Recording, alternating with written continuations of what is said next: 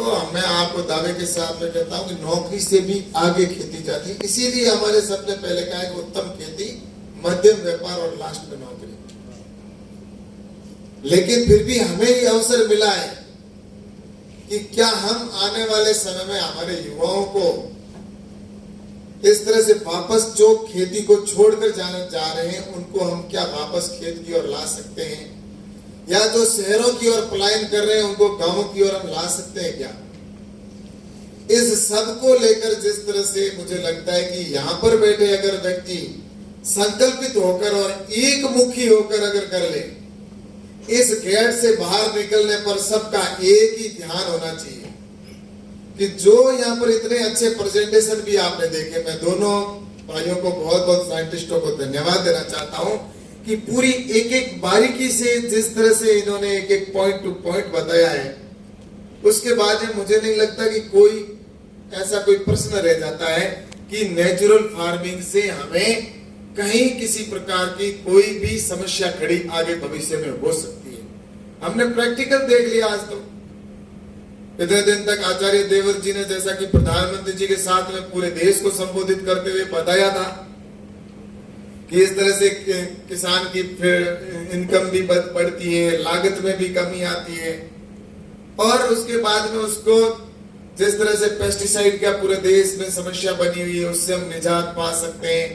और सब तरह से देखा जाए तो उस दिन पूरे देश ने आचार्य जी को पूरा सुना था,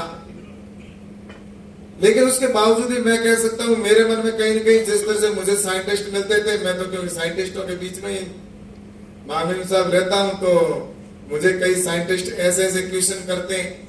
जब आपका उद्बोधन भी चल रहा था जब वहां पर सोलन के अंदर, तो उस समय भी मुझे कुछ लोगों ने वहां पर साइंटिस्ट बैठे अपना दिमाग लगा रहे थे, ऐसा कोई होता है क्या? जब आचार्य जी बात कर रहे थे तो उस समय कुछ कुछ चुगवाट भी मेरे को उसके बाद में भी सुनने को मिली। हालांकि कहने की हिम्मत उनमें नहीं हो रही थी कि स्पष्ट हम कह दें, लेकिन जहां तक कह कि अपने लोग भी तो रहते हैं ना बीच में।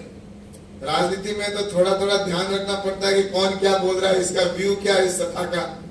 तो इसलिए हमारे लोग भी बीच में से मैंने कहा था कि आकलन करके आओ कौन क्या कहना चाह रहा है, क्या है स्थिति है। तो वास्तविकता ये है कि जो कंफ्यूज है ना, उस कंफ्यूज को खत्म करना पड़ेगा। या तो आप तय कर लो मुझे वही करना है, तो फिर इस रूम में आने की जरूरत नहीं है। अगर केमिकल का काम करना कि नहीं ये मेरे जचता ही नहीं है, तो फिर यहाँ आकर क्यों समय बर्बाद करना। अगर आपको लगता है कि नहीं ये बहुत बढ़िया है, तो मैं कहना चाहता हूं कि इसको पूरे दिल से स्वीकार करो और उसके बाद में इस देश को बचाने का, किसान को बचाने का काम करो।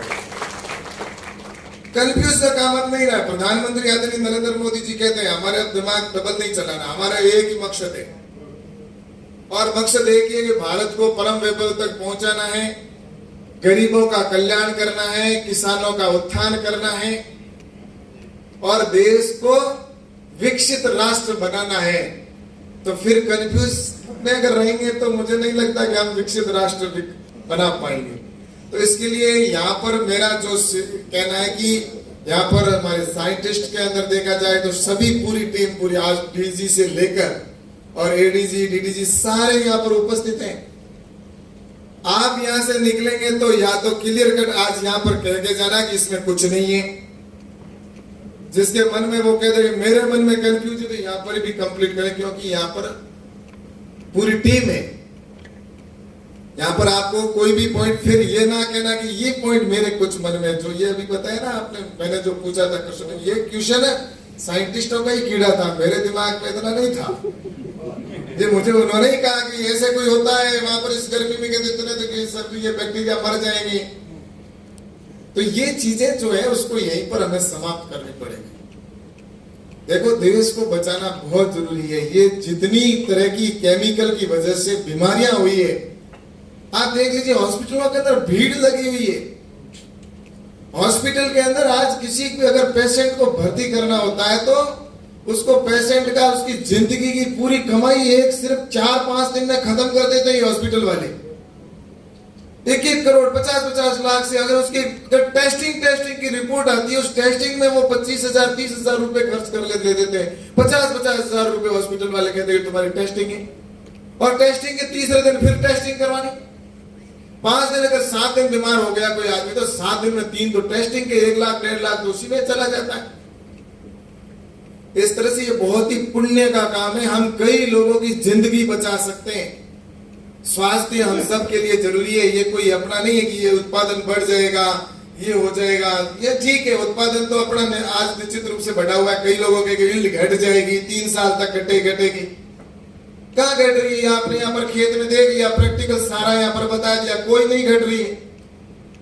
ऑर्गेनिक के अंदर कहाँ है? ऑर्गेनिक की आपकी बात को मान लेते हैं कि घटता होगा, लेकिन नेचुरल फार्मिंग के अंदर तो नहीं घट रहा है। ये तो स्पष्ट हो गया।